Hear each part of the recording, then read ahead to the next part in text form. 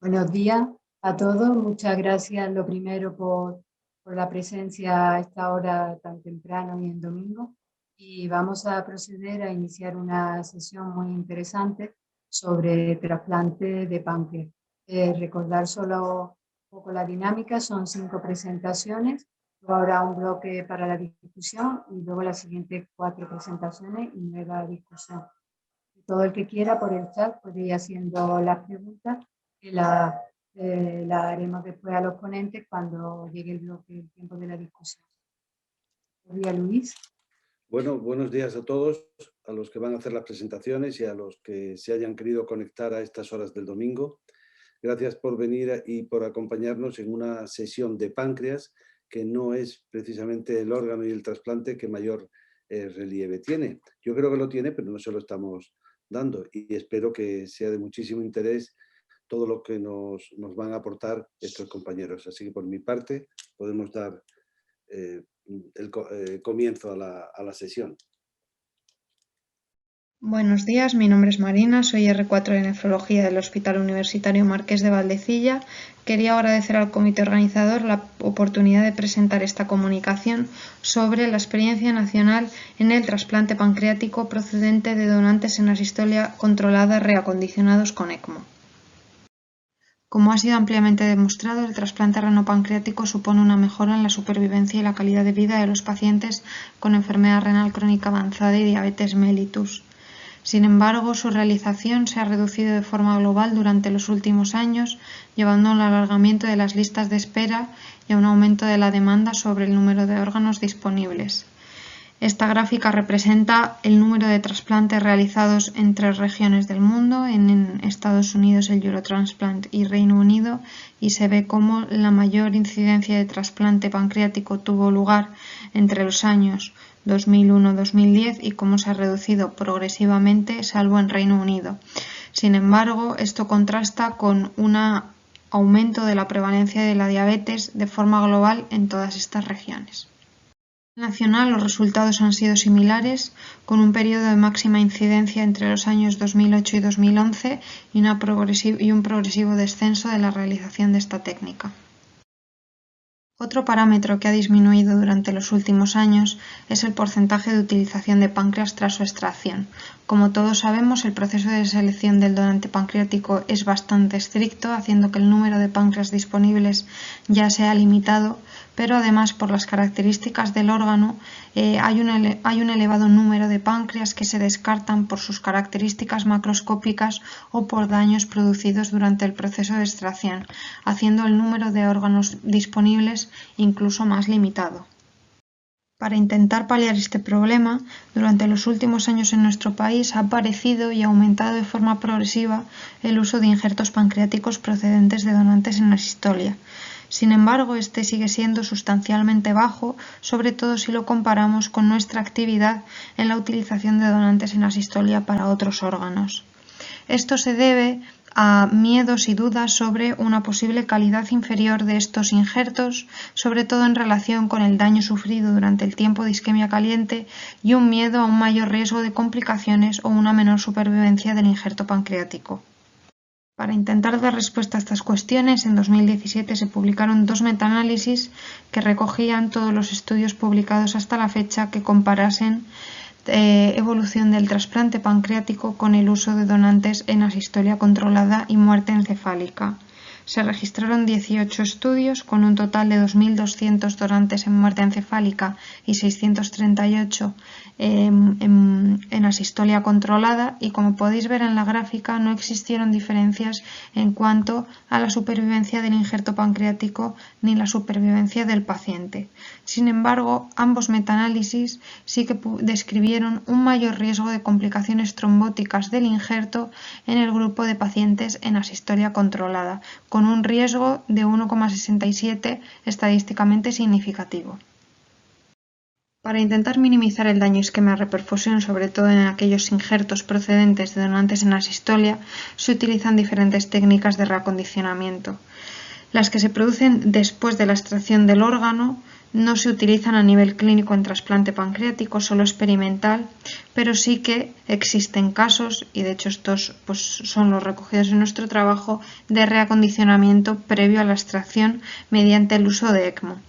El uso de esta técnica se basa en la reposición de ATP y otros sustratos celulares antes de la extracción del injerto, atenuando el daño producido por el tiempo de isquemia caliente y el tiempo de isquemia funcional. Y a pesar de su beneficio teórico, no se ha estudiado la verdadera utilidad de esta técnica en la donación pancreática. De hecho, todos los resultados que tenemos de donación de páncreas en asistolia proceden de la experiencia de extracción superrápida. Solo hay 4 estudios que aparecen en la diapositiva que hayan mencionado la realización exitosa de algún trasplante pancreático con esta técnica, y los 4 coinciden en que eran estudios destinados a describir la experiencia de la donación multiorgánica con el uso de ECMO y que no se centraban en los resultados del trasplante pancreático. Todos ellos describían un limitado número de casos, 1 o 2 trasplantes pancreáticos, y se realizaron en diferentes regiones del mundo con diferentes técnicas y tratamiento del donante premortem. Por lo tanto, el objetivo de nuestro trabajo fue describir la experiencia en nuestro país con el uso de ECMO para el acondicionamiento del donante pancreático en asistolia controlada. De manera que entre 2015 y 2018, y teniendo al menos un año de seguimiento post-trasplante, analizamos 7 trasplantes renopancreáticos con estas características. Los donantes eran en su mayoría varones con una mediana de edad de 36 años y un IMC de 21,8. Ninguno era hipertenso ni dislipémico, tenían una función renal y una amilasa normal, y el tiempo de isquemia caliente funcional tuvo una mediana de 16 minutos con un máximo de 24 minutos. El tiempo de ECMO sí que varió mucho en nuestra corte, con una mediana de 57 minutos y un rango de 16 a 131, y la isquemia fibria pancreática tuvo una mediana de unas 6 horas. Las características del receptor: tenían una mediana de edad de 42 años, no tenían sobrepeso, todos ellos eran hipertensos y ya habían empezado terapia renal sustitutiva estando en hemodiálisis.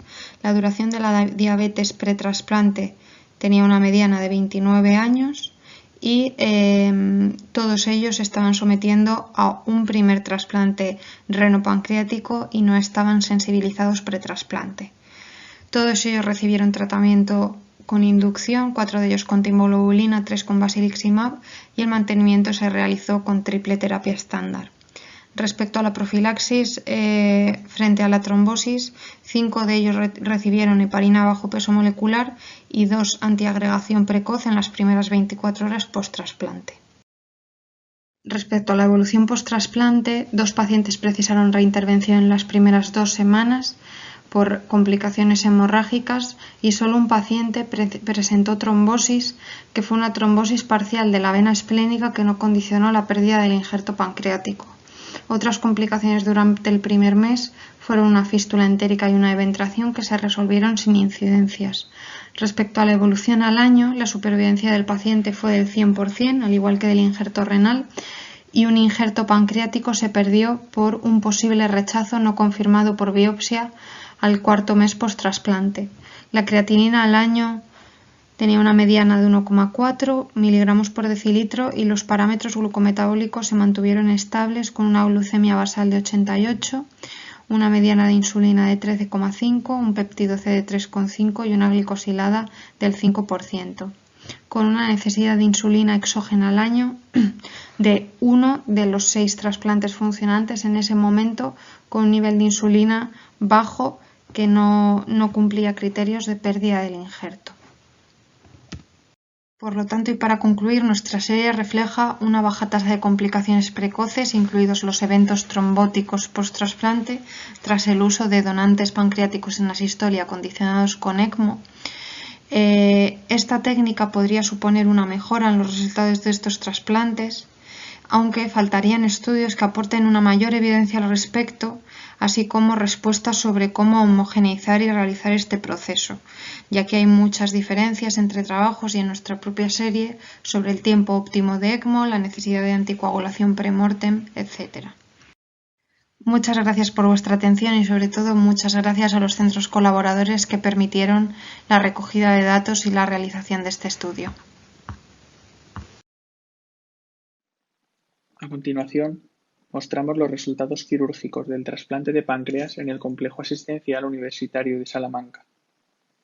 El trasplante de páncreas es el único método que permite el mantenimiento del control glucémico y del estado de hemoglobina glicosilada a lo largo del tiempo, siendo el gold estándar de tratamiento en determinados pacientes diabéticos.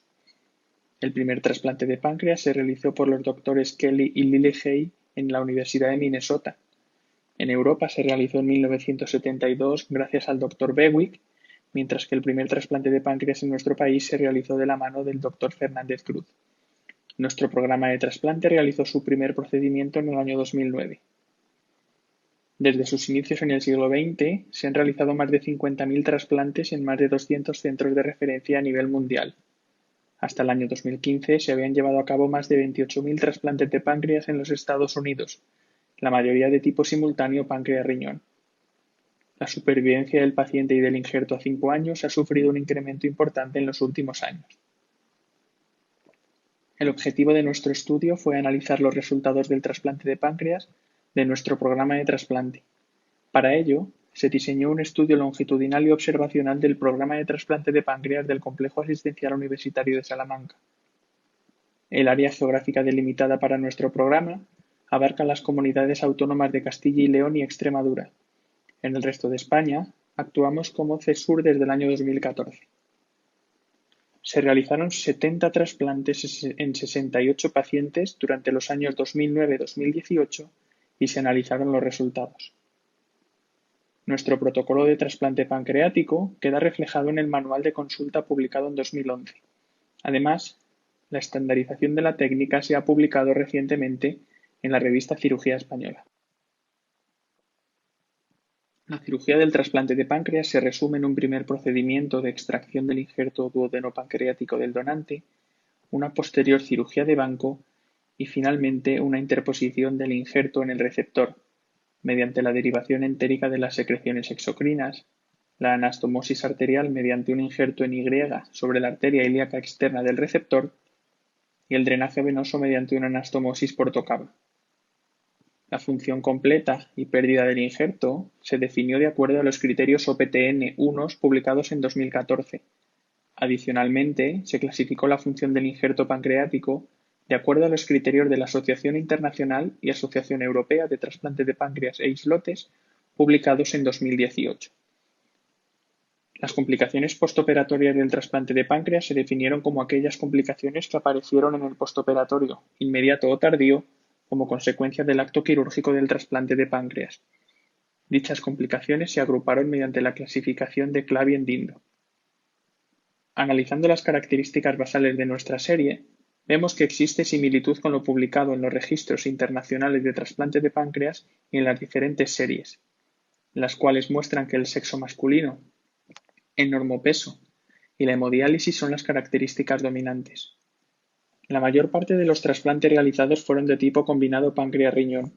Únicamente se realizaron 2 trasplantes de páncreas después de trasplante renal, que se corresponden con retrasplantes. Estos resultados muestran similitud con lo publicado a nivel internacional y en nuestro país. Un 47,5% de los pacientes presentaron alguna complicación relacionada con el trasplante de páncreas, siendo el hilio paralítico postoperatorio y los cuadros de obstrucción intestinal los más frecuentes. La mayoría de las obstrucciones intestinales fueron secundarias al proceso normal de cicatrización postquirúrgica, precisando cirugía urgente sin necesidad de resecciones intestinales y sin afectar a la función del injerto pancreático. En relación con las fístulas pancreáticas, fueron en su mayoría grado B de la clasificación del Grupo de Estudio Internacional de la Fístula Pancreática, sin tener repercusión sobre la función final del injerto. Tuvimos 3 casos de pancreatitis del injerto, precisando tratamiento quirúrgico en todos los casos, pero sin afectar finalmente a la función del injerto pancreático. Las trombosis del injerto aparecieron en 2 pacientes, una trombosis arterial que precisó una trasplantectomía urgente y una trombosis venosa que se trató mediante anticoagulación, con buena función pancreática posterior. Las hemorragias postoperatorias aparecieron en 3 pacientes, provocando la pérdida del injerto en uno de ellos. La obstrucción intestinal y la fístula pancreática fueron las únicas complicaciones con una incidencia superior a la de la literatura. Agrupando las complicaciones según la clasificación de Clavien-Dindo y comparándolas con las publicadas por el Grupo Español de Trasplante de Páncreas, vemos que presentamos un mayor número de complicaciones grado 1 y un menor número de complicaciones grado 4A. De los 68 pacientes iniciales tuvimos 3 muertes y 4 pérdidas del injerto pancreático, de los cuales se realizaron 2 retrasplantes. Al finalizar el estudio, 63 pacientes presentaron un injerto pancreático funcionante y 61 pacientes presentaban un injerto renal funcionante. Agrupando los injertos pancreáticos según la clasificación de 2018 de la función de la terapia de reemplazo de células beta, el 91% presentaron un estado óptimo del injerto, 2 pacientes un estado bueno del injerto y 4 pacientes presentaron fracaso del injerto. Las tasas de supervivencia del paciente a 1, 3 y 5 años fueron del 98,6, 96,7 y 94,3% respectivamente. Las tasas de supervivencia del injerto pancreático fueron del 95,6, 93,7 y 86,6. Analizando la supervivencia del injerto pancreático y censurando la muerte como causa de pérdida del injerto, obtuvimos supervivencias del 96,9% a 1 y 3 años y del 91,9% a 5 años. Comparando las cifras de supervivencia de los pacientes, podemos ver que, en las series más recientes, aparecen supervivencias superiores al 95% al año y al 90% a los 5 años. Se puede observar que las tasas de supervivencia de nuestros pacientes se encuentran entre las más altas de las series publicadas. Del mismo modo, observamos que las supervivencias del injerto pancreático en las mejores series fueron del 90% al año y del 80% a los 5 años. Nuestros resultados se encuentran por encima con supervivencias del 95% al año y superiores al 85% a los 5 años. Podemos concluir que las complicaciones relacionadas con el trasplante de páncreas presentan similitud con las series más extensas publicadas. En algunos casos, como la pancreatitis o las trombosis del injerto, la incidencia en nuestro estudio fue inferior. La supervivencia de nuestros pacientes a 1, 3 y 5 años presenta similitud con los datos publicados en las mejores series, mientras que la supervivencia del injerto pancreático a 1, 3 y 5 años se encuentra en el rango más alto de las mejores series publicadas. Muchas gracias por su atención. Hola, muy buenos días. Mi nombre es Pedro Ventura y tengo el placer de presentar hoy este trabajo que evaluamos los factores clínicos y demográficos que influyen en la supervivencia del paciente injerto pancreático en pacientes trasplantados de páncreas. Es un estudio multicéntrico español que ha sido liderado en su fase inicial por la doctora María José Ricard y que hoy tengo el honor y el placer de presentar aquí los resultados. Este estudio ha sido financiado por Astellas y no tengo ningún otro disclosure a presentar. Cuando hablamos de trasplante pancreático, hoy día es un tratamiento ya establecido para los pacientes con enfermedad renal crónica y diabetes tipo 1 y sabemos que estos pacientes aumentan la supervivencia a largo plazo cuando comparado con un trasplante renal aislado, sea donante vivo o sea donante cadáver, pero principalmente cuando comparado con una situación de diálisis, que es una población de alto riesgo para eventos cardiovasculares cuando están en diálisis. Todo y así, a pesar de un aumento también en lo que es la supervivencia global del injerto pancreático en las últimas 2 décadas, lo que asistimos en los últimos años es una caída del número de trasplantes realizados, tanto a nivel mundial y como en esta cohorte de Estados Unidos, pero también en España hemos asistido. Y lo que sabemos de esa población es que es una población de alto riesgo cardiovascular y que esta es la principal causa de muerte en los receptores de trasplante de páncreas.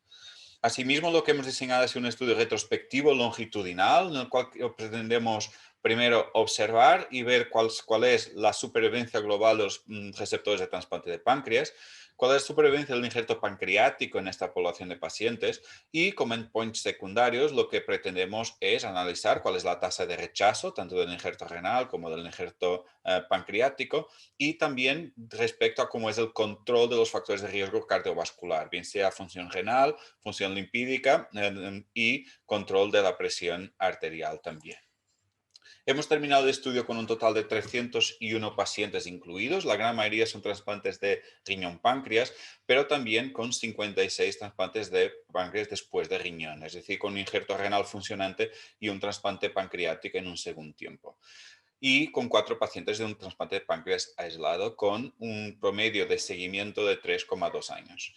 Respecto a los receptores, lo que vemos es que la edad media es de 40 años, en la cual la gran mayoría, en la media, tiene 26 años de diabetes desde el diagnóstico de diabetes hasta la fecha del trasplante de páncreas.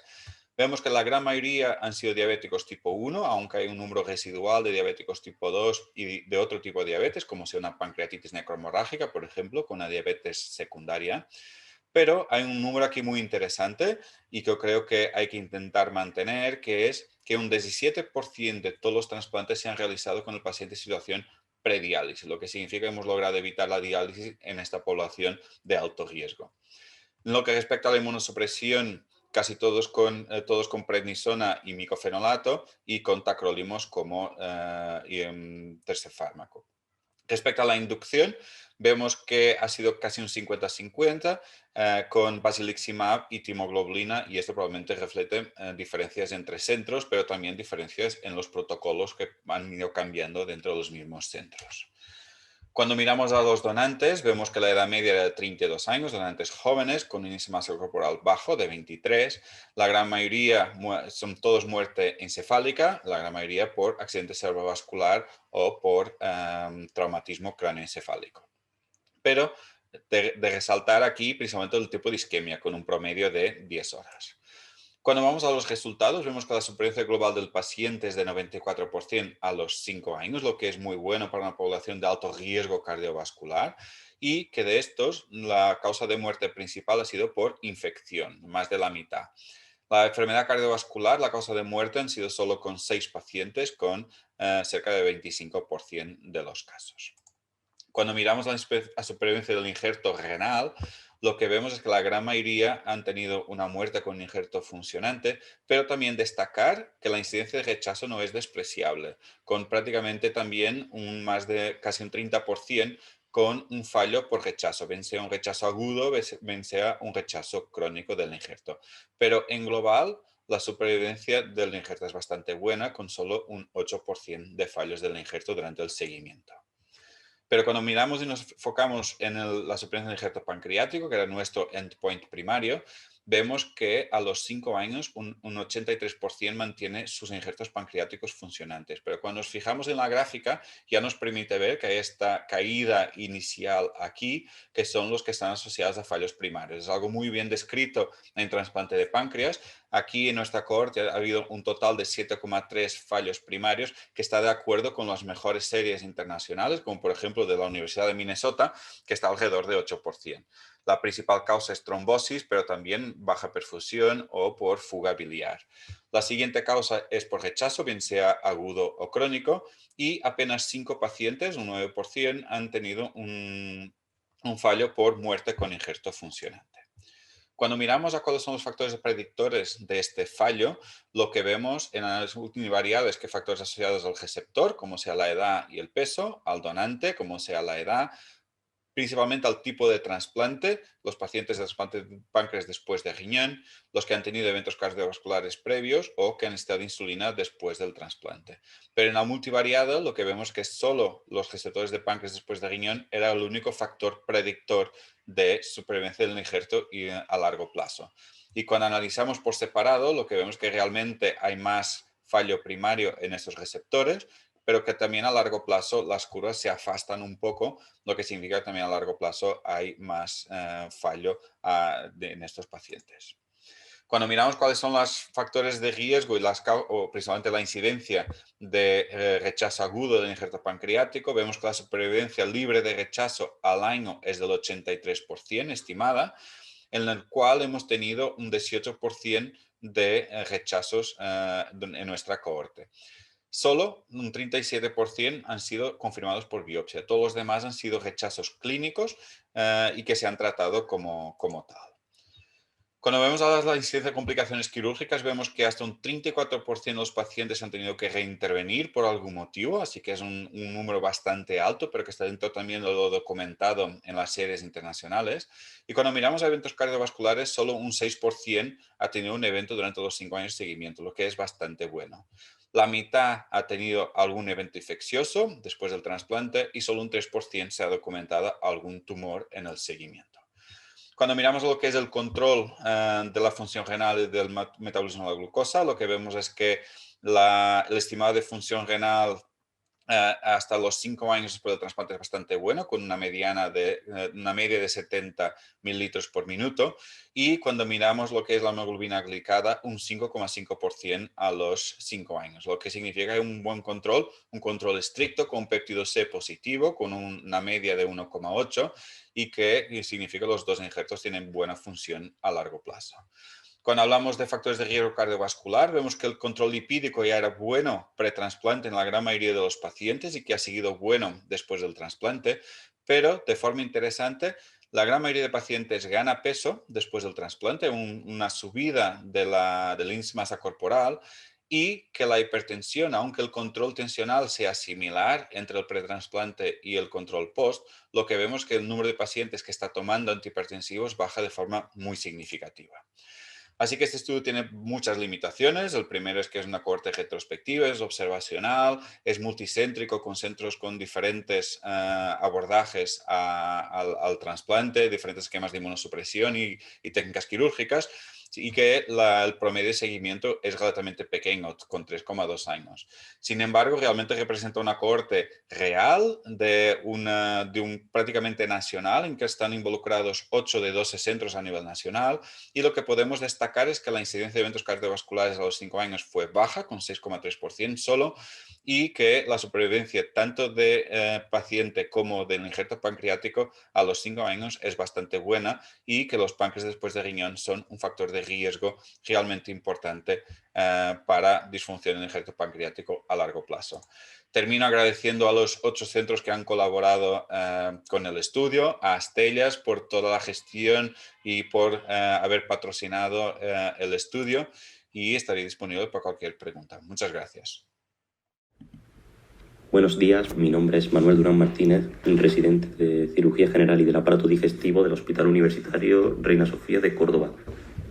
Y en este caso presentaré la comunicación titulada Influencia de la concordancia de sexo de donante y receptor en el resultado del trasplante de páncreas-riñón. Durante los últimos años, varios estudios en trasplante de páncreas han mostrado que la discordancia de sexo entre donante y receptor puede tener influencia en la supervivencia del injerto pancreático. Aquí podemos ver algunas de las referencias. El objetivo de nuestro estudio fue analizar el impacto de la discordancia de sexo entre donante y receptor en la supervivencia del paciente y de los injertos pancreático y renal en nuestro centro. Para ello, realizamos un análisis retrospectivo sobre nuestra base prospectiva. Así, incluimos 199 pacientes trasplantados de páncreas-riñón entre febrero de 1989 y junio de 2019. Realizamos un análisis descriptivo de la serie, de los resultados perioperatorios y además un análisis de supervivencia. En cuanto a los resultados del donante, vemos que la mediana de edad fue de 26 años, siendo el 66% hombres. Mediana del IMC fue de 23 y en el 37% de los casos la causa de muerte fue un accidente cerebrovascular. Únicamente el 12% de los casos fue un donante local y la estancia en UCI varió de 0 a 30 días, siendo la mediana 2. Además, clasificamos a los pacientes en función del Pancreatic Tumor Risk Index. En cuanto a los resultados del receptor, vemos que la mediana de edad fue de 39 años, siendo el 74% de los casos hombres. La mediana del IMC fue de 22,6 y el tiempo de evolución de diabetes fue de 24 años, variando de entre 4 y 40. El 76% de los pacientes recibió hemodiálisis previamente, mientras que el 24% recibió diálisis peritoneal. En cuanto al drenaje exocrino del injerto, 177, es decir, el 89%, se realizó un drenaje de tipo entérico frente al 11% vesical. que además coincide con los primeros casos de esta nuestra serie. El drenaje endocrino fue sistémico en el 100% de los casos. El tiempo de isquemia caliente varió entre 23 y 24 minutos, siendo la mediana 28,5, mientras que el tiempo de isquemia fría varió entre 4 y 20 horas, siendo la mediana 11 horas. Se observaron complicaciones de indoclavia mayor de 3B en el 33,7% de los pacientes. La mortalidad en los 30 primeros días fue de 6, siendo el 3% de los pacientes. Además, en cuanto a la discordancia de sexo entre donante y receptor, esta ocurrió en el 45,7% de los casos. El tiempo de seguimiento varió entre 10 y 337 meses, siendo la mediana 117 meses. Aquí podemos observar la gráfica de supervivencia global de nuestra serie, con una supervivencia a los 5 años del 93,5%, a los 10 años del 84,3% y a los 15 años del 71,5%. Analizando la supervivencia global en función de la concordancia o discordancia de sexo, vemos que no hubo diferencias estadísticamente significativas, siendo las curvas muy similares. En cuanto a la supervivencia de los injertos, a la izquierda podemos ver la gráfica de supervivencia del injerto pancreático censurada por muerte. Aunque observamos una pequeña mayor supervivencia en el grupo con sexo concordante entre donante y receptor a los 10 y 15 años, estas diferencias no fueron estadísticamente significativas. Además, podemos observar que no se estableció como un factor de riesgo para una disminución de supervivencia del injerto pancreático. En cuanto a la supervivencia del injerto renal, vemos que la curva de supervivencia es muy similar en ambos grupos y no se estableció como un factor de riesgo para una disminución de la supervivencia del injerto renal. Al analizar la tasa de complicaciones y mortalidad entre ambos grupos, el de sexo concordante y el de sexo discordante entre donante y receptor, vemos que no hubo diferencias en cuanto a la tasa de rechazo, absceso, pancreatitis, sangrado, complicaciones de indoclavia en mayor de 3B, ni en la mortalidad. Así, podemos concluir que nuestro estudio demuestra que la discordancia de sexo entre donante y receptor en el trasplante páncreas-riñón no influye negativamente en los resultados perioperatorios, ni en la supervivencia del paciente, ni de ambos injertos en nuestra serie. En la actualidad, teniendo en cuenta las técnicas actuales y la inmunosupresión, el trasplante de páncreas-riñón con discordancia de sexo es una práctica segura que debemos seguir realizando para compensar la escasez de órganos. Muchas gracias. Buenos días, soy Abigail Torrents, técnico analista del Registro de Trasplante de Páncreas de Cataluña, y a continuación os presento el estudio sobre la supervivencia del trasplante pancreático.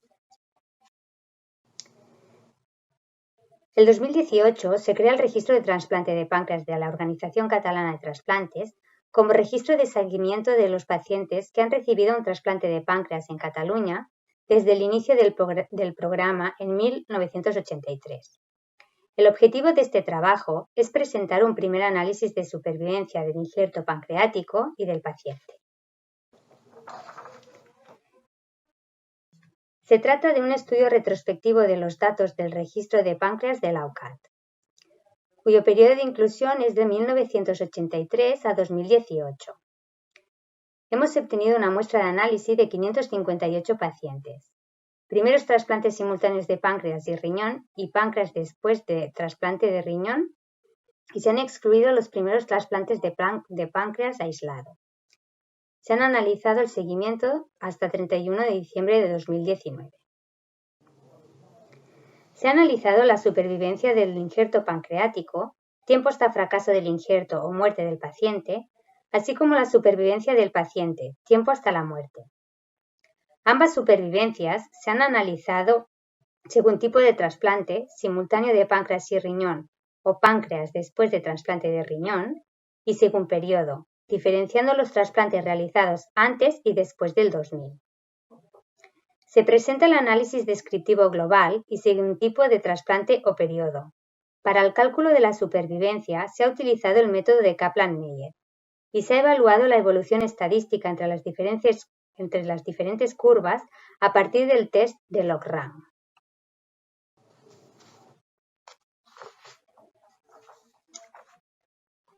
A continuación, describimos los resultados del análisis según tipo de trasplante. El 96% de la muestra de análisis fueron trasplantes renopancreáticos. Notar que aproximadamente el 50% de los trasplantes de páncreas que se realizan en Cataluña son pacientes no residentes en Cataluña, ya que como Centro CESUR recibimos pacientes de otras comunidades autónomas como son Aragón, Navarra, Castilla-La Mancha, Baleares y Andorra. Los resultados muestran que no se observaron diferencias significativas en la edad, sexo, indicación del trasplante ni tiempo de diálisis. Sí existen diferencias en el tiempo en lista de espera para trasplante de páncreas, con una mediana de 5 meses en los páncreas después de riñón respecto a 13 meses en los simultáneos. Detallar que el tiempo de espera para los páncreas después de riñón no tiene en cuenta el tiempo de espera del trasplante de riñón.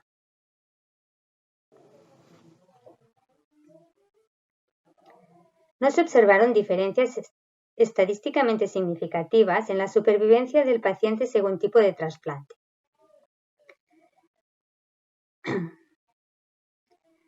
La supervivencia fue del 88 y 84% a los 5 años y del 80 y 68% a los 10 años, para los simultáneos y los PAK respectivamente.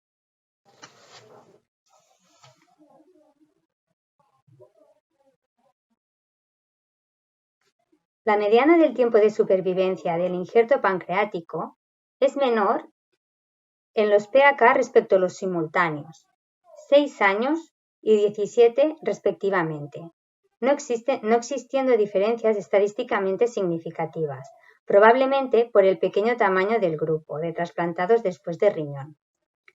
La supervivencia al año es del 82 y 76%, mientras que a los 10 años es del 61 en los simultáneos respecto al 41 en los PAK.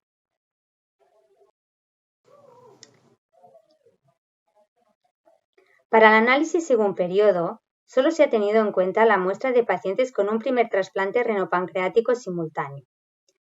El 65% de los pacientes de los trasplantes simultáneos se han realizado a partir del 2000. Las diferencias entre periodos nos indican que los pacientes trasplantados a partir del 2000 son un poco mayores, 40 años respecto a 37 de media, que ha disminuido el porcentaje de pacientes diabetes tipo 1 en pro de los diabetes tipo 2 y que el tiempo de diálisis es mayor con una mediana de 22 versus 12 meses. No disponemos de datos de lista de espera anteriores al 2000.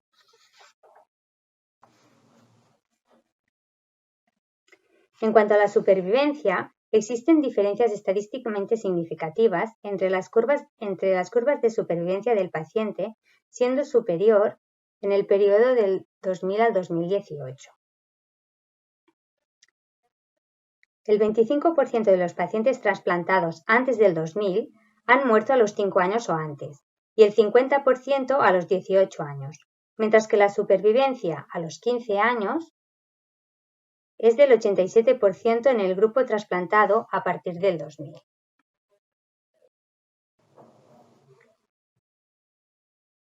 También se observan diferencias en las curvas de supervivencia del injerto pancreático, siendo mayor para los trasplantados a partir del 2000, con una supervivencia del 88 y el 72% al año, del 80 y 59% a los 5 años, del 72 y 44% a los 10 años y del 67 versus el 33% a los 15 años. Los motivos de esta mejor supervivencia a partir del 2000 son varios.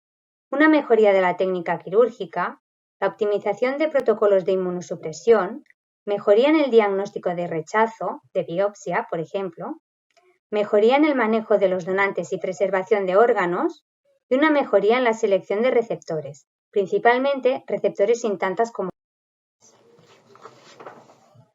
Las conclusiones a las que hemos llegado con este primer análisis de los datos del registro de trasplante de páncreas de Cataluña nos indican que no se han observado diferencias en la descriptiva de los receptores según tipo de trasplante. Tampoco se han observado diferencias en la supervivencia según tipo de trasplante. Los pacientes con un trasplante simultáneo de riñón y páncreas a partir del 2000 son un poco mayores, con menor indicación de diabetes tipo 1 y mayor tipo 2 y con un tiempo de diálisis mayor. También con una mejor supervivencia, tanto del paciente como del injerto pancreático. Los próximos pasos que nos planteamos desde el registro y los centros de trasplante pancreático son realizar regresión de Cox teniendo en cuenta los diferentes factores que pueden estar relacionados con la supervivencia. Realizar supervivencias a los 30 y 90 días. Analizar los trasplantes de páncreas aislado. Estudiar la evolución de la lista de espera, tiempo en lista de espera, actividad según número de pacientes en lista de espera. En resumen, este análisis ha sido tan solo el inicio y nuestro objetivo es poder obtener toda la información posible que ayude a evaluar el funcionamiento del trasplante pancreático. Muchas gracias. Bueno, muchas gracias a todas los ponentes. Son presentaciones interesantísimas. Y Mercedes, si te parece, damos paso también a las preguntas que puedan ir surgiendo de los asistentes o de los mismos ponentes sobre sus comunicaciones u opiniones sobre otras. A ver si sale alguna cuestión. Vale. Yo también quería darle las gracias y la enhorabuena a los que han hecho las presentaciones por ser tan excelentes y además también presentadas. Y bueno, como no hay todavía ninguna pregunta del público, podría empezar a preguntarle, por ejemplo, a la doctora Marina de Cos.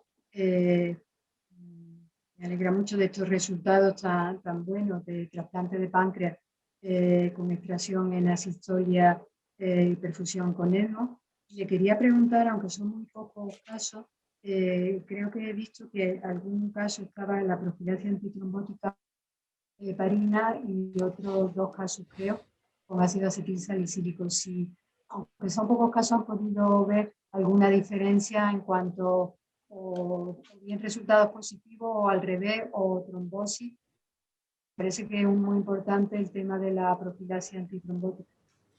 En principio, como la N era bastante limitada, no lo analizamos, pero sí que solo hubo un caso de trombosis, que fue una trombosis parcial, que es un poco lo que comenté, porque era el principal objetivo del análisis, ¿no? Si el uso de ECMO pues, podía reducir la potencial incidencia de trombosis en el donante en asistolia. Solo hubo este caso de trombosis y en ese caso el paciente había sido tratado con heparina de bajo peso molecular. Lo que pasa es que no se analizó y con una N tan limitada y solo había un caso, pues no había diferencias. Pero sí que ese paciente estaba con heparina.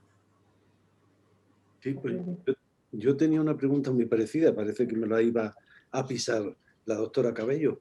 En la descripción que hacéis en el abstract, que no sé si es diferente en la exposición oral o no lo he oído yo, se dice que solo se hace un tratamiento antiagregante las primeras 24 horas post-trasplante. Es decir, que ya después, al segundo día, ya no se le pone nada. No, que se inició en las primeras 24 horas. No sé, vamos, no sé cómo lo redactamos en el abstract, pero en principio todos los pacientes mantuvieron una profilaxis para la trombosis de forma mantenida. Era un poco la profilaxis inicial, que fue en esos 2 casos con adiro las primeras 24 horas, continuando con adiro. Los otros pacientes iniciaron con heparina y fue posteriormente cuando ya se les convirtió a adiro.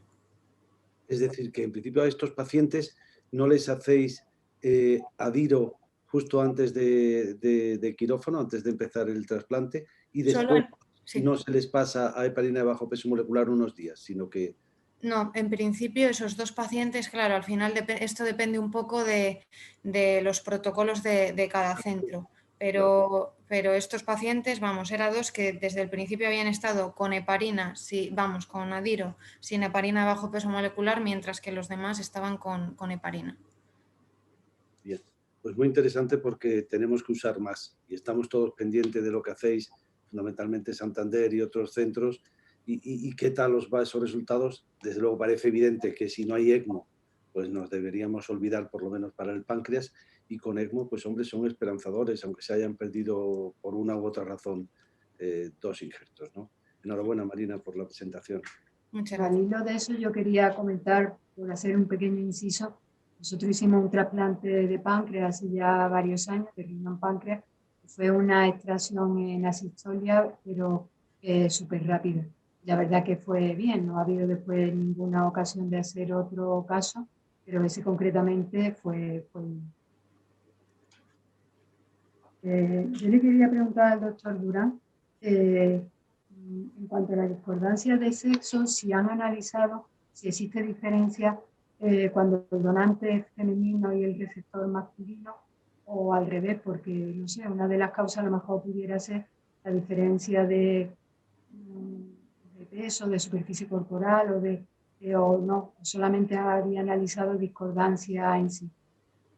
En este trabajo en concreto, y que ya hace bastante tiempo que con esto de posponer el congreso y tal, solo hicimos esta parte de que se ha observado. Pero es cierto que hemos estado un poco añadiendo datos en la base de datos y pensando ya en hacer un propensity score con varios de estos datos, a ver si puliendo un poco más viéramos esas diferencias que en algunos trabajos han tenido. Pero es verdad que así a priori no hemos visto ninguna influencia del peso, vamos, del IMC en concreto. Pues yo voy a aprovechar, doctor Durán, y también le voy a hacer una pregunta. Una pregunta o a lo mejor una sugerencia. Yo creo que pueden sesgarse un poco los resultados que presentas si no los diferencias, como hemos visto en la última presentación, por periodo de estudio. Porque claro, no tiene nada que ver los trasplantes que se hacían antes de 1995-98 y el cambio en la supervivencia del injerto y del paciente que se ha producido a partir de entonces. Entonces, a lo mejor, ahora, de todas maneras, independientemente de eso, a mí me parece muy interesante para dejar de hablar de, no, es que si hemos hecho un injerto nos ha fallado por el sexo en el receptor. No, eso es mentira. Fallan por otras cosas los injertos. Así que, también enhorabuena. Y tenía una pregunta una pregunta o una aclaración para el doctor López. A ver, don Jaime, ¿la anastomosis qué la hacen? ¿A la ilíaca primitiva o la ilíaca externa? Porque en la exposición ha dicho usted la ilíaca externa. A la ilíaca primitiva. Disculpen. Muchas gracias por la aclaración. Mercedes, te dejo tu turno. Bueno, yo, no sé, sobre todo reforzar los buenos resultados que se presentan, dar la enhorabuena al doctor Pedro Ventura por la presentación, por el estudio que nos ha llevado bastante tiempo, pero a él concretamente por la presentación y por los resultados.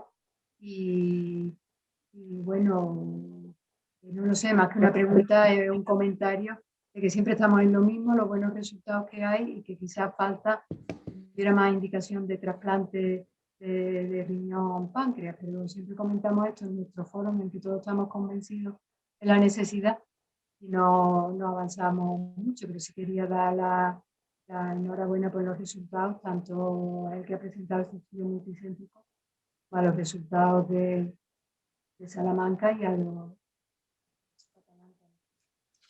que son muy buenos resultados todos en global. Yo tenía una cuestión para la doctora Torrents. ¿Habéis definido, cuando estáis dando los datos o analizándolo, cómo habéis analizado la supervivencia del injerto pancreático? ¿En qué criterios o cómo habéis definido un injerto pancreático ha fallado? ¿Cuándo? Pues el paciente no necesita nada más que 1/3 de insulina. No, cuando es un fracaso total del páncreas. Vale. No cuando hay una función parcial, sino cuando deja de funcionar. Necesita insulina de nuevo Sí. para mantener un estado glucémico y una hemoglobina glicosilada adecuada. Sí. Vale, como tenemos ahora estas dos clasificaciones, que si la OPTN o el estudio de la Sociedad Europea, pues bueno, pues sí, al menos para ponernos de acuerdo todos y saber de qué hablamos, porque si no cada uno etiqueta el fallo del injerto según una forma diferente, entonces habría que ponernos de acuerdo. Yo desde luego no tengo muchas más intervenciones, el estudio de Pedro Ventura ha estado también excelente y a todos pues felicitarles de nuevo. No sé si tenemos más tiempo, si hay preguntas, a mí no me llegan preguntas. ¿Puedo solo hacer un comentario respecto a Ahí esto. En primer lugar, buenos días. El estudio no es mío, yo simplemente estoy cogiendo el legado de la doctora Ricard, el legado de Mercedes Cabello, de Salamanca, de todos los centros de Santander, todos los centros que han participado. Yo simplemente estoy dando forma, nada más, así que el mérito es todo vuestro. Y respecto a la función, yo creo que deberíamos todos empezar a usar los criterios de Eagles. En el futuro tendremos que comparar, los criterios de Eagles probablemente van a ser también lo que va a marcar la pauta de poder comparar también con la tecnología, con la páncreas artificial. Y lo que va a marcar con los buenos resultados comparando con las bombas. Entonces tenemos que empezar a comparar los tratamientos para la diabetes, sea bomba, sea islote, sea páncreas. Y la forma probablemente de unificar y poder comparar entre cohortes, como bien dice el doctor Muñoz, es que cada uno va describiendo según cómo le apetece, si tiene péptido C, si no tiene péptido C, si una unidad de insulina es un fallo del páncreas, otros es según el porcentaje, la cantidad respecto a lo que tomaba, el porcentaje respecto a lo que antes del trasplante. Yo creo que realmente deberíamos todos en nuestras publicaciones, nuestros trabajos, empezar a intentar usar los criterios de Eagles para podermos comparar cohortes entre nosotros y entre también técnicas, entre bomba, islote y páncreas, ¿no? A ver si con esto podemos realmente unificar y comparar resultados de forma definitiva. Creo que es realmente importante. Muy Sí, bien. estoy de acuerdo. Es fundamental unificar criterios porque es que si no, tampoco son tantos casos y si no unificamos no podemos comparar nada a los resultados. Pues ¿os parece que le demos paso ya a la Secretaría Técnica? Sí. Pues cuando queráis podemos empezar en la segunda ronda. En la siguiente exposición se intentará aclarar la influencia del trasplante de páncreas en la calidad de vida de los pacientes diabéticos a partir de nuestros resultados. Según datos recientes de la Organización Mundial de la Salud, entre los años 1980 y 2014 ha habido un incremento de 314 millones de personas diagnosticadas de diabetes mellitus. En 2014, 422 millones de personas fueron diagnosticadas, lo que supone un incremento de su prevalencia del 3,8%. Tal es este crecimiento que se ha estimado que la diabetes mellitus puede llegar a ser la séptima causa de mortalidad global a nivel mundial. Dentro del arsenal terapéutico frente a la diabetes mellitus se encuentra el trasplante de páncreas. Este presenta múltiples ventajas, como ser el único que restablece la normoglucemia, lo que provoca una independencia insulínica y de los tratamientos antidiabéticos, una ausencia de restricciones dietéticas y de las determinaciones continuadas de la glucemia. Por otra parte, actúa como un factor protector de la función renal en los riñones trasplantados o nativos y un cese de la terapia renal sustitutiva cuando existiría previamente. Por todo ello, provoca una disminución de las complicaciones y de la morbimortalidad. Sin embargo, es un procedimiento agresivo per se, con un elevado número de complicaciones postoperatorias, una elevada estancia hospitalaria, mayor número de reingresos y con la necesidad de una inmunosupresión de por vida. Los beneficios del trasplante de páncreas sobre las complicaciones angiopáticas han sido evaluados en multitud de estudios, con resultados muy prometedores. El freno o regresión de las lesiones vasculares mejoran la capacidad física y la calidad de vida de los pacientes.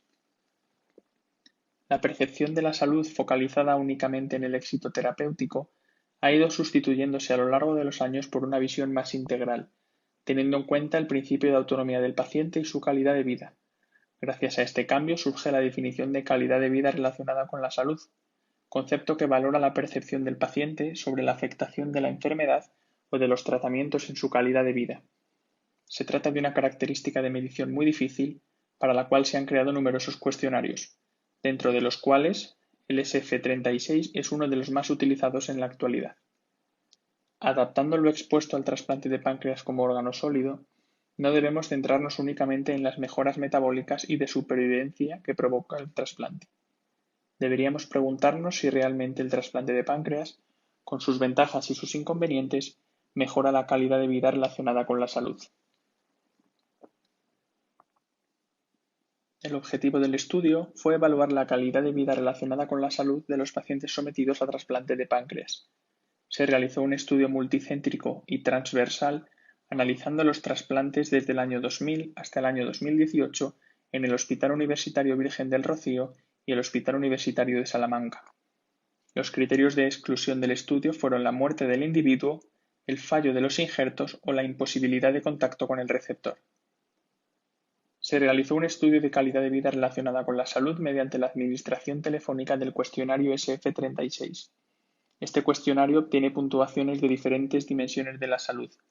Realiza una puntuación de escala entre 0 y 100 puntos, siendo 0 el peor estado de salud y 100 el mejor estado de salud.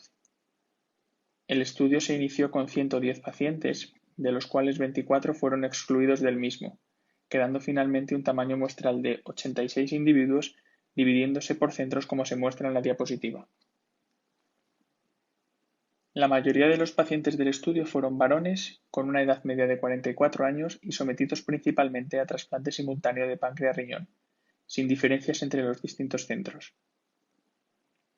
Analizando los resultados de las diferentes dimensiones de calidad de vida relacionada con la salud, vemos que, exceptuando el ítem de salud general, todos tuvieron una puntuación superior a 60 puntos. Algunos incluso superaron los 80 puntos, como es el caso de la función física y el rol emocional. El componente de salud física y el componente de salud mental se encontraron en los rangos de normalidad. No se encontraron diferencias significativas entre ambos centros.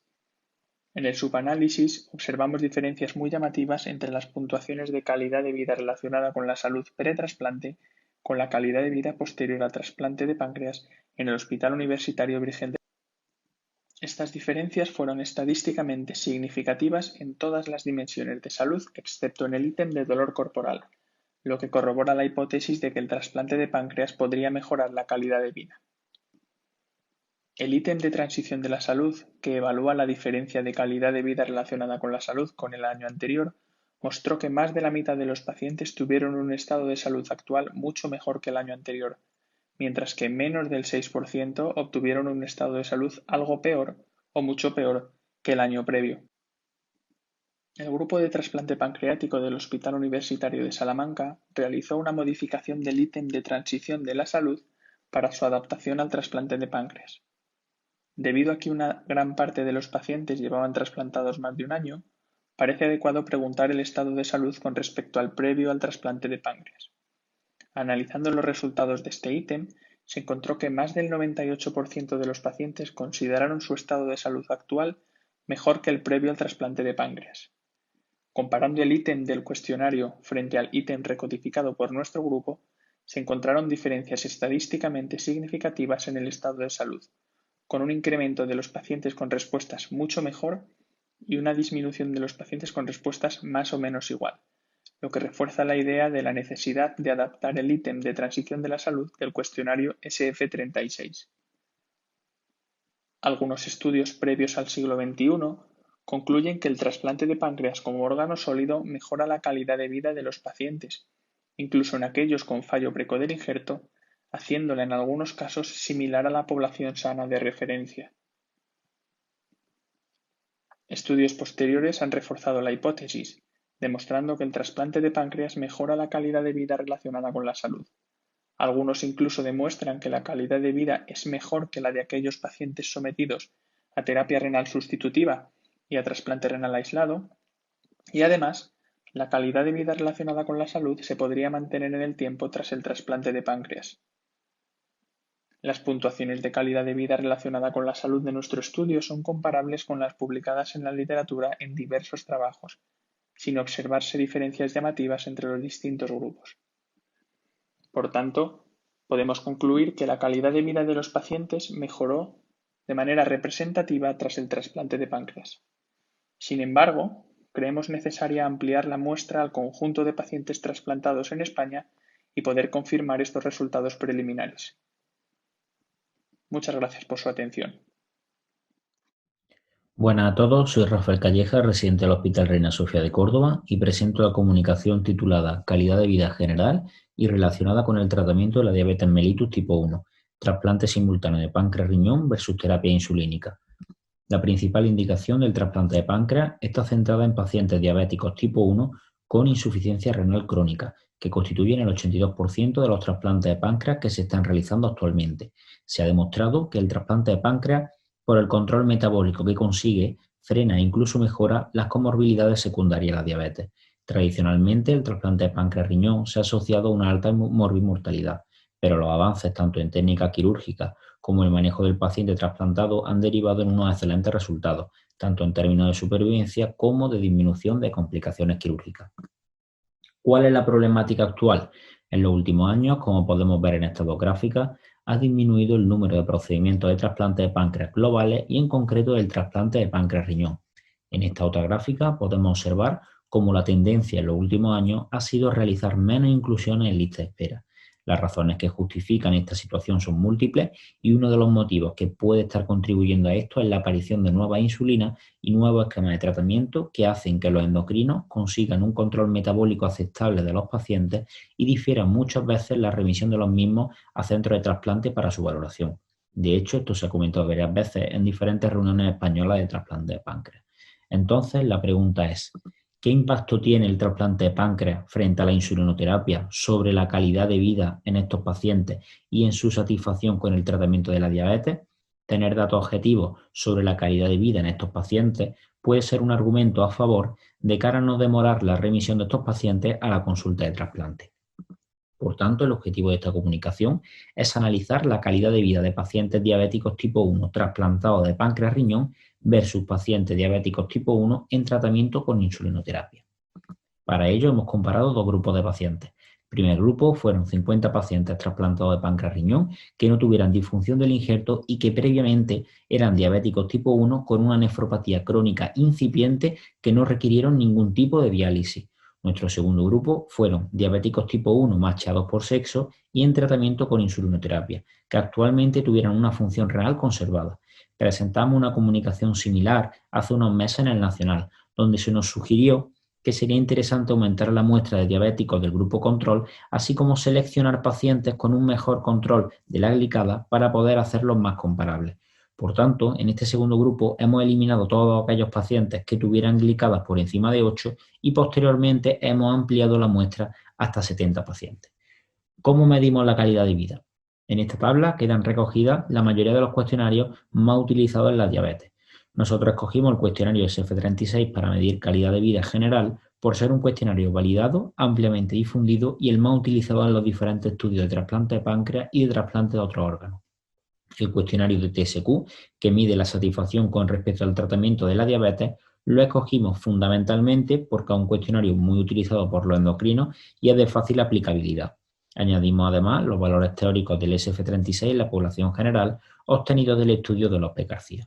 En esta otra diapositiva podéis ver los aspectos que valora el SF36. Son 36 ítems distribuidos en 11 apartados y en la siguiente diapositiva podemos ver un ejemplo sobre uno de los apartados del cuestionario donde se le pregunta al paciente que durante las últimas 4 semanas con qué frecuencia ha tenido alguno de los siguientes problemas en su trabajo o en sus actividades diarias a causa de su enfermedad. Por otro lado, el de TSQ mide la satisfacción de los pacientes con el tratamiento de su diabetes y es un cuestionario de 8 preguntas en total donde por un lado 6 que están marcadas con flechas negras se centran en la satisfacción del tratamiento y puntúan con un máximo de 36 puntos en total.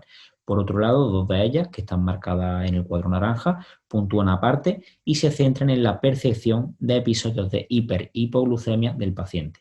Se realizó un análisis descriptivo de los datos, recogiendo edad, sexo, índice de masa corporal, tiempo de duración de la diabetes, hemoglobina glicosilada, meses desde el trasplante, tipo de terapia insulínica, y el análisis estadístico que se realizó fue con la TD Student mediante el programa SPSS. Aquí se pueden ver los resultados. Podemos observar cómo las características basales de ambos grupos son comparables en términos de edad, sexo, índice de masa corporal y duración de la diabetes. La encuesta se realizó en el mes 49 de media, después de haberse realizado el trasplante, y con respecto al grupo de diabéticos, 67 pacientes estaban con terapia insulínica y 3 de ellos con bombas de insulina. En esta otra tabla quedan expuestas las puntuaciones de los pacientes con respecto a los diferentes ítems del SF36. Podemos observar cómo habiendo aumentado la muestra y mejorando los parámetros de hemoglobina glicosilada en todos los apartados del SF36, salvo en el de función física, los pacientes trasplantados de páncreas-riñón presentan puntuaciones más elevadas y de forma estadísticamente significativa que los pacientes diabéticos tipo 1 con insulina, y con unas cifras similares o incluso superiores a los valores teóricos de la población general, presentando los diabéticos tipo 1 valores inferiores con respecto a la población. En relación a la percepción del dolor corporal, los pacientes trasplantados de páncreas-riñón presentan una puntuación mayor que los pacientes diabéticos tipo 1 y unas cifras prácticamente similares a las de la población general. En este último apartado podemos ver los valores del cuestionario DTSQ. Los pacientes trasplantados de páncreas-riñón presentan, por un lado, mayor satisfacción con su tratamiento y menos episodios de hiperhipoglucemias percibidas con respecto a los diabéticos tipo 1. La hemoglobina glicosilada consigue niveles más bajos en los pacientes trasplantados con respecto a los diabéticos, algo que ya es conocido y que demuestra el control metabólico que se consigue con el trasplante de páncreas. Respecto a la comunicación anterior, donde el grupo de los diabéticos tiene una glicada de 7,9, nuestro grupo de ahora tiene una glicada de 7,2. Por tanto, podemos concluir que los pacientes trasplantados de páncreas-riñón presentan una mejor calidad de vida frente a los pacientes en tratamiento con insulinoterapia y que se encuentran más satisfechos con su tratamiento y tienen mejor percepción de control metabólico, influyendo en su calidad de vida. A partir de este estudio, queremos seguir ampliando la muestra e introducir nuevos grupos de comparación que esperemos reflejen los beneficios del trasplante de páncreas en estos pacientes. Muchas gracias por su atención. Hola a todos. A continuación presentaré la comunicación oral, resultados del programa de trasplante simultáneo páncreas-riñón en el Hospital Universitario de Salamanca tras 10 años de experiencia. Desde el 27 de febrero de 2009 hasta el 23 de abril de 2019 se realizaron un total de 81 trasplantes dobles riñón y páncreas en nuestro hospital.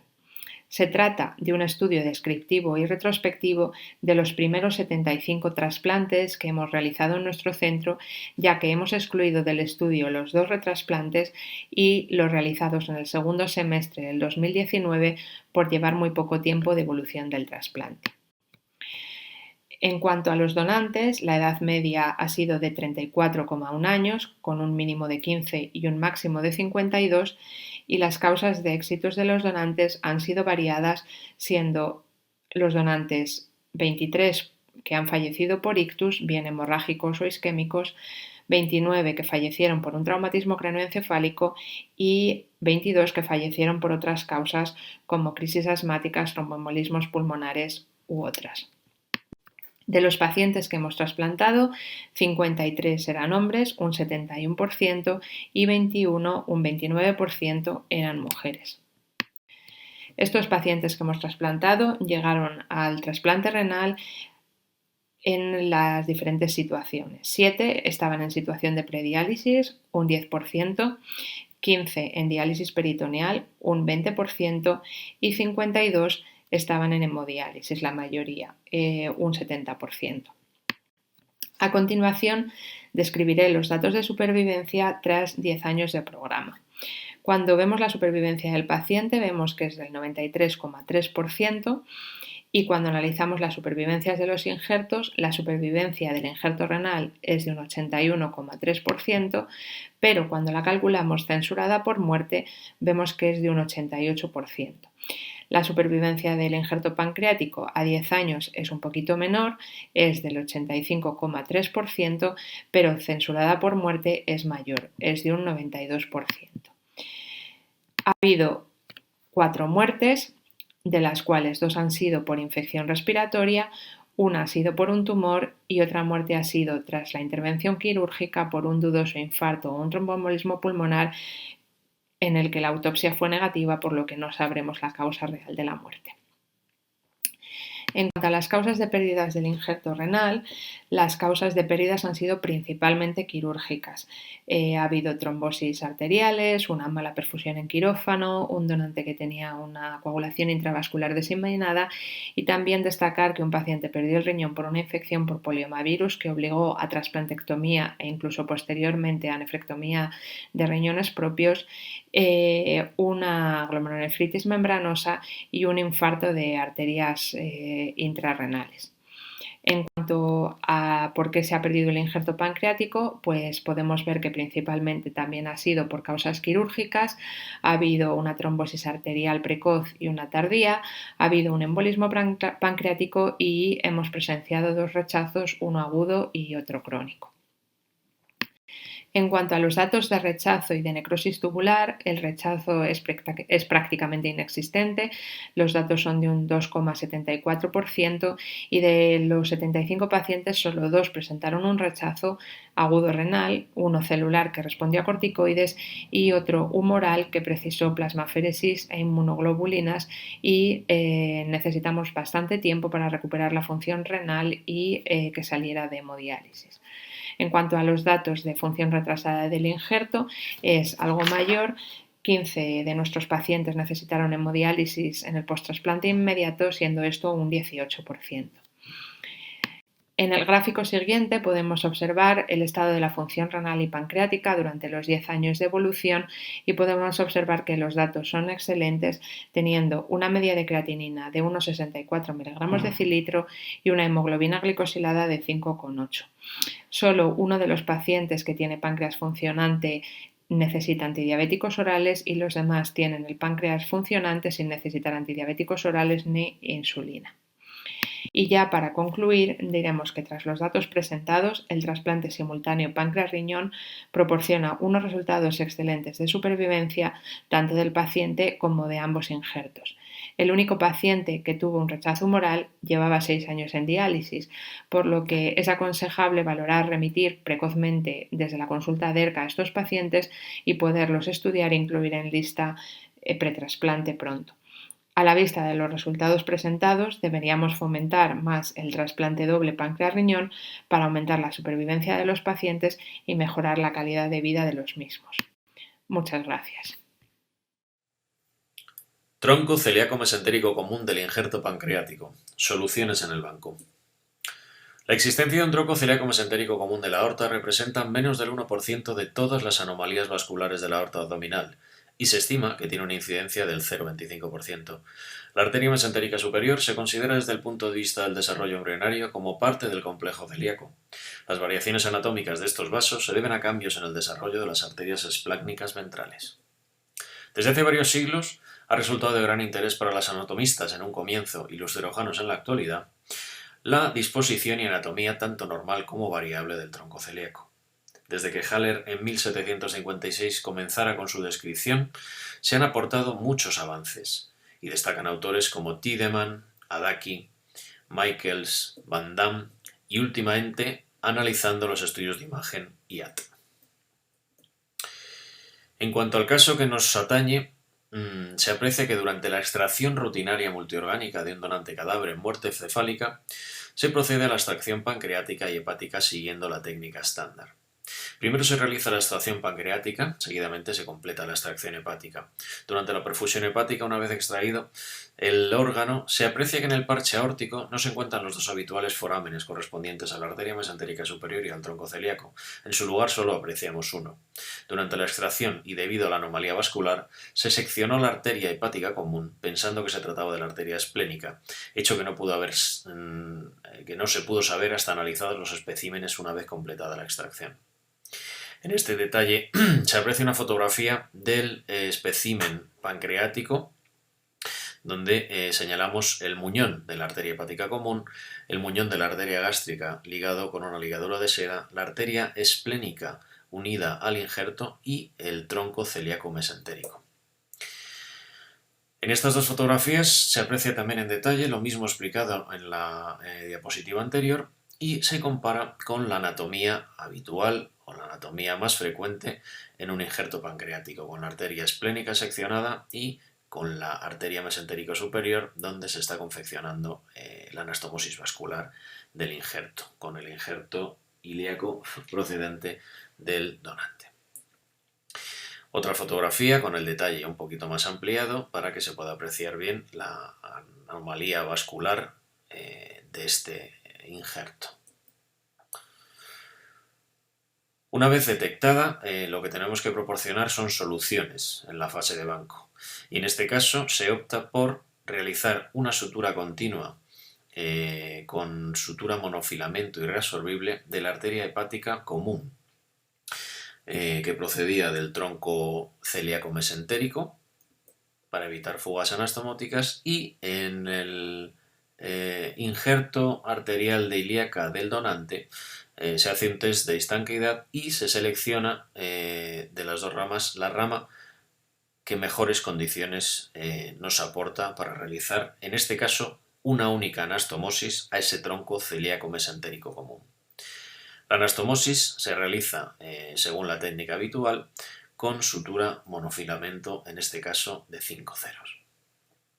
Este sería el aspecto del injerto preparado para su implante, en el que se ve la anastomosis vascular y el cierre con sutura continua de la arteria hepática común en este caso. El conocimiento de las variaciones del tronco celíaco y de la arteria mesentérica superior es fundamental de cara a realizar cirugía del área hepatobilio-pancreática, gástrica y procesos intervencionistas vasculares. En los trasplantes tanto hepáticos como pancreáticos, la importancia es, si cabe, mayor, ya que de la adecuada identificación y respeto de las distintas estructuras depende el éxito del procedimiento. Cabe resaltar el hecho de que en muchas ocasiones no disponemos de estudios de imagen de alta definición que pudieran proporcionarnos dicha información previa a la realización de la extracción. Muchas gracias por su atención. Bueno, pues muchas gracias de nuevo a todos por las presentaciones. Enhorabuena por las excelentes comunicaciones y presentaciones y lo bien presentadas. Y bueno, como el público tampoco se ha animado a hacer preguntas, empezaré yo, si te parece, Luis. Quería en primer lugar a los dos autores que han presentado los estudios sobre calidad de vida, al doctor López Sánchez y al doctor Calleja, pues darle la enhorabuena también, porque hay muy pocos estudios sobre calidad de vida y es muy importante la impresión. Desde luego tenemos todos los que trabajamos con estos pacientes, que la mía por lo menos, y creo que la de los demás, es un cambio absolutamente favorable después del trasplante de páncreas, de riñón y de páncreas generalmente, pero es muy bueno que esto esté objetivizado, digamos. Entonces, la modificación del SF36, perdón, respecto a compararlo no con el año anterior, sino pre-trasplante y post-trasplante, desde luego me parece una cosa fundamental, porque es donde se nota el cambio en su estilo de vida y en su calidad de vida. Si ya se hace mucho desde varios años del trasplante y se compara con el año anterior, pues evidentemente la mayoría no notarán a lo mejor mucho cambio. Un comentario. Efectivamente, cuando analizamos los datos de los pacientes trasplantados de larga evolución, más de 3, más de 5 años, ese ítem no nos proporciona los datos objetivos que queremos valorar, que es como estaban previos al trasplante, y por eso hicimos esa modificación. Sí, nosotros ahí es que tenemos que pedir disculpas porque nos falta ese dato del SF36, que lo tengo aquí. En principio, nosotros cuando lo comparamos con los diabéticos no encontramos diferencias estadísticamente significativas. Somos conscientes de que ahí hay un sesgo que es por ya que tenemos diabéticos de largo tiempo de evolución, su calidad de vida no va a presentar un cambio con respecto al año anterior, y después de los pacientes que teníamos trasplantados, pues es una muestra muy heterogénea donde tenemos pacientes que se trasplantaron hace mucho tiempo y hace menos. Entonces yo donde creo que, como bien decís, donde es más útil es al año justo de trasplantarse, que es donde se vean los cambios. Después yo creo que llegaríamos a un pico y ya después ahí acabaríamos en una meseta. Incluso habría que ver esos pacientes. Hay algún estudio que dice que esa ansiedad, y yo lo he visto a los pacientes cuando los llamaba por teléfono, ¿no? Esa ansiedad muchas veces de me fallará el injerto, eso también repercute en la calidad de vida. Yo creo que los que hemos hecho un poco, hemos investigado sobre esto, yo creo que te das cuenta de que hemos dado un salto, ¿no? De que esto ya no es el éxito del tratamiento, sino que lo que hay que darle una respuesta integral al paciente, y eso se ve en los estudios de estos que estamos realizando. Sí. Yo quería felicitar a todos los ponentes por las exposiciones. Lógicamente no voy a insistir con las presentaciones que son de nuestro grupo. Sí destacar que la presentación del doctor López, o parte de esa presentación, hemos tenido el honor de que se nos publique hace exactamente un mes o algo más de un mes en Langenbeck, es una buena revista quirúrgica, donde mostramos el tema de la calidad de vida. Y había dos problemas que se han planteado al estudiar la calidad de vida. Uno que lo ha definido muy bien el doctor Calleja, al cual felicito. A mí me ha encantado el estudio que habéis hecho en Córdoba. Me ha encantado. Gracias. Porque me parece que aporta un matiz totalmente diferente. Pero la sugerencia es, cuando hacemos los estudios de calidad de vida, de acuerdo contigo, efectivamente, al año sería el momento ideal. Pero lo que siempre, y no tenemos casi nunca, es ¿y cómo estaba el paciente antes del trasplante? Es decir, no hemos aplicado el SF36 justo a los pacientes, pues aunque cuando los teníamos en lista de espera, que a veces tardan un año o 16 meses en trasplante, vamos a hacerle entonces el SF36 y lo comparamos después del trasplante al año a ver cómo están. Ese es el sesgo que la mayoría de los editores nos ponen a enviar este artículo hace 8 meses, ¿no? Entonces, al final, lo que hemos hecho es el estudio, demorarlo y hacerlo a largo plazo. Es decir, calidad de vida, la publicación es calidad de vida a largo plazo después del trasplante. Porque, claro, la comparación con la diabetes, como tú muy bien dices, pues tiene sus sesgos.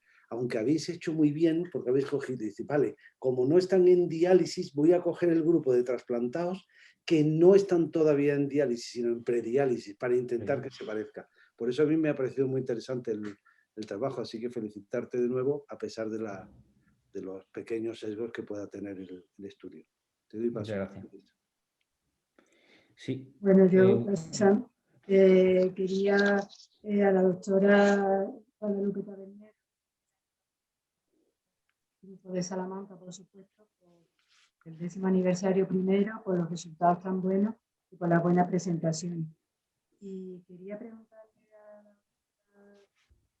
he dicho que un paciente perdió el injerto. No se te oye, Mercedes, perdona. Habla un poco más fuerte. Sí, ¿ahora mejor? Sí, mucho mejor. Vale. Quería preguntarle a la doctora Tabernero, un paciente, creo haber visto, que perdió el injerto renal con nefropatía por poliomavirus. Si aparte de esa pérdida de injerto renal, habéis visto o la impresión es de una incidencia más alta de nefropatía por poliomavirus en estos pacientes que se trasplantan de riñón y de páncreas simultáneamente.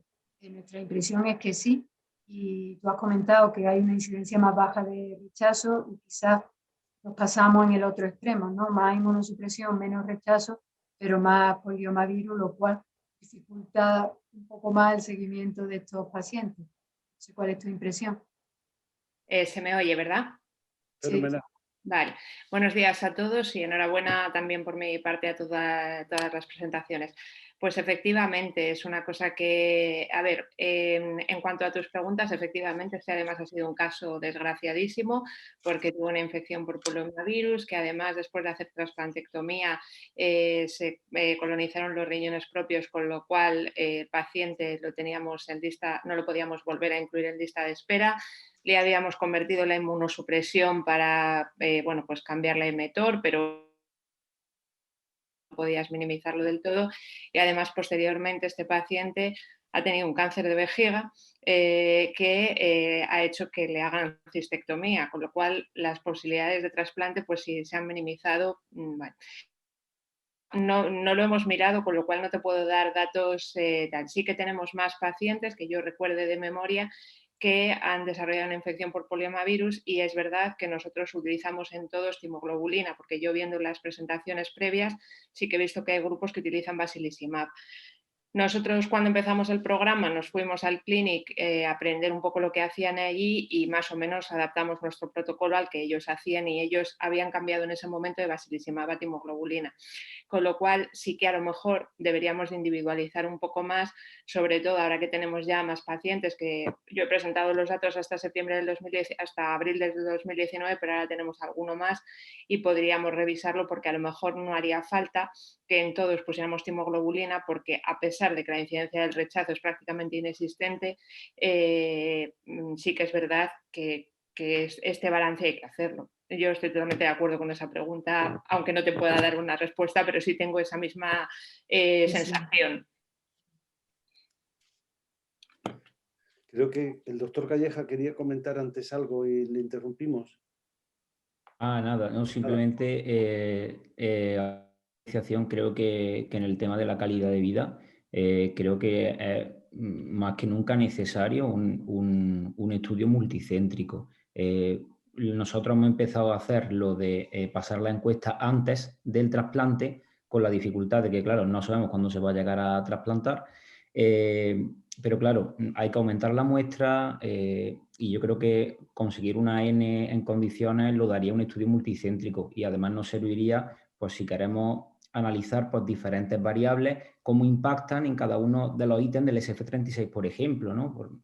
Por sugerir, ¿no? Entonces, pues nada, simplemente quería decir eso.